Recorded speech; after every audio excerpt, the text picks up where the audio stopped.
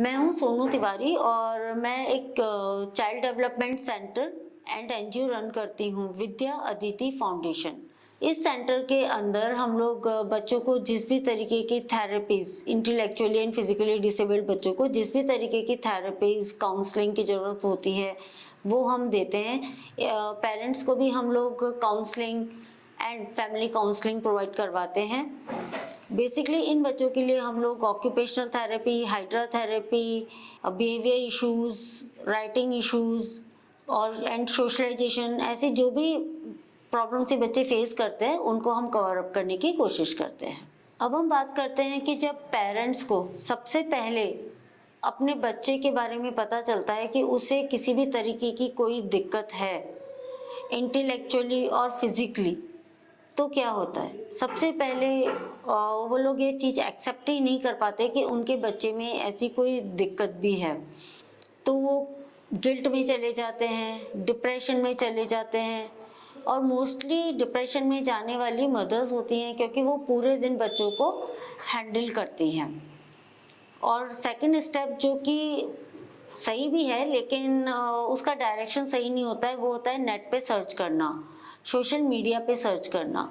Social media focus करती है उन बच्चों के लेवल को जो सबसे ज़्यादा सीवियर होते हैं। पिक्स भी वही डाउनलोडेड होती हैं जो सबसे ज़्यादा सीवियर केसेस की होती है। तो सबसे पहले आप अपने बच्चे का प्रॉपर डायग्नोसिस कराइए। ये देखिए कि आपके बच्चे का लेवल क्या है, क्या वो सीवियर है, मॉडरेट है या वो माइल्ड है, बॉर्डर लाइन है। उसके अकॉर्डिंग ही आप नेट के ऊपर जो भी कंटेंट चेक करना चाहते हैं वो चेक करिए। अब बेसिकली एक लाइन जो आपको नेट पे मिलेगी वो है कि intellectual disability or physical disability is not curable. Okay, I agree with it. It is not curable, but it is trainable. You can train your child to accept the environment and social atmosphere around him. बच्चे को ये सिखाना है कि आपको इस environment में रहना है, सोशलाइज कैसे करना है। धीरे धीरे बच्चा उस एनवायरनमेंट को एडॉप्ट कर लेता है और उसे ये भी सिखाना होगा कि इस एनवायरनमेंट के अंदर उन्हें कैसा बिहेव करना है जो कि सोसाइटी एक्सेप्ट करती है। एज अ पेरेंट ये एक्सेप्ट कर पाना बहुत ही मुश्किल होता है कि हमारे बच्चे में किसी भी तरीके की कोई भी डिसेबिलिटी या प्रॉब्लम है।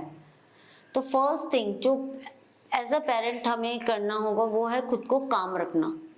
ये बहुत ही मुश्किल है लेकिन हमें खुद को काम रखना होगा, उसके फ्यूचर के बारे में सोचना बंद करना होगा। अभी हम लोग क्या कर सकते हैं उसके बारे में हमें सोचना होगा, फोकस करना होगा। तो फर्स्ट थिंग, किसी भी एक डॉक्टर से कंसल्ट करके आप उसके टेस्टिंग के लिए मत जाइए। एमआरआई एक्सेट्रा, जो भी ब्रेन स्कैनिंग एक्सेट्रा जो भी होती हैं उनके लिए मत जाइए। एटलीस्ट आप 2 डॉक्टर से कंसल्ट करिए और यदि उन दोनों का सेम ओपिनियन है then go for the testing. And second thing, आपको जो भी थेरेपीज बताई जाती हैं वो कभी भी इंस्टेंट रिजल्ट नहीं देती हैं because they are not medicines.